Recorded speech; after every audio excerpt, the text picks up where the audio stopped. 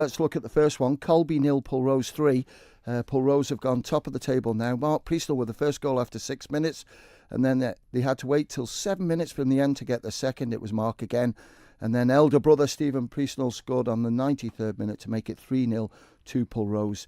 Another big game. Maloo 3, Foxdale 3. Half-time score was 3-1 to Foxdale. Andrew Berry, Scott Cameen and Ricky Newsham with the goals for Foxdale. Great second-half performance by Maloo. Johnny Holland with the first goal. Danny McLaughlin with 2. And as I say, real good effort from Maloo to get a point back from Foxdale. Onchan 1, Ramsey 3, keeps the pressure on at the top of the table. Jamie Moffat with a couple of goals for Ramsey. Dylan Pickles with the other. Aaron Raby got the goal for Onchan. And a big shock for Ramsey Youth Centre and a big dent in their promotion chase, because it was Ramsey Youth Centre 2, Ayr 3. Got no goal scorers on that one, but a quick look at the league tables now. Top 4, Pulrose have played 22 for 51.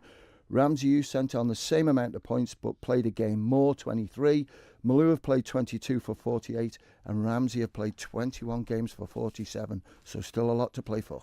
Let's move from the domestic scene onto this game. Brentford B at the Bowl this evening. Now, it is unfortunate there is another big match happening off the island this evening, which could really, I suppose, dent the audience numbers. Yeah, probably. It's a bigger match, I think, this one. And the thing is, you can We're watch... talking about Manchester United, Manchester City. That's right. We can watch that later, but you can't watch the back office services sponsored Brentford B. It's important you get a lot of people into the Bowl this evening watching. Well, it is, because since Paul Jones has taken over, the connections to the professional clubs is massive, because he worked at Norwich, worked at Rangers, so there's great connections.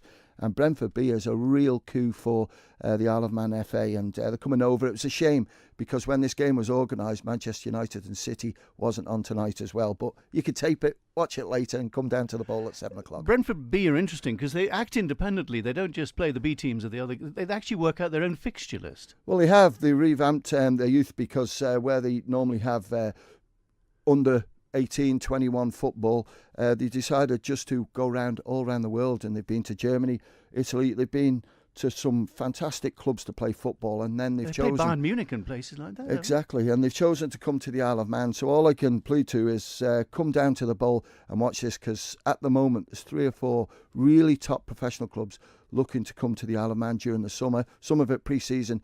All bodes well for Manx football. Paul Jones has given the chance to actually play some youngsters as well, because I think a few injuries here and there, but he's got a chance to give the youngsters a chance to impress. Yeah, and I think that's important as well. And I think also on that is, over the last couple of years since Paul's been in charge, a few of the what you call superb players that we've had have come a little bit older, 33, 34, and there's some exciting talent around at the moment. And I'll take a word from Lee Dixon.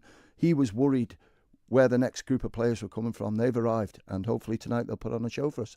33, 34, you're in your prime, aren't you? Yeah, who's going to win? Don't know. It's a tough one. Hopefully the Isle of Man, but it's all set, and there's talk of a bit of rain coming, which will help the surface, which is good. But, please come down. By help the surface, it's all weather, of course, so it makes it easier to play on. If it's got a little bit of water on it, it makes it easier to play, and it stops the little burns. So Brentford are training on it this afternoon. So if you've got nothing to do, maybe sneak down and have a look and tell us how they are.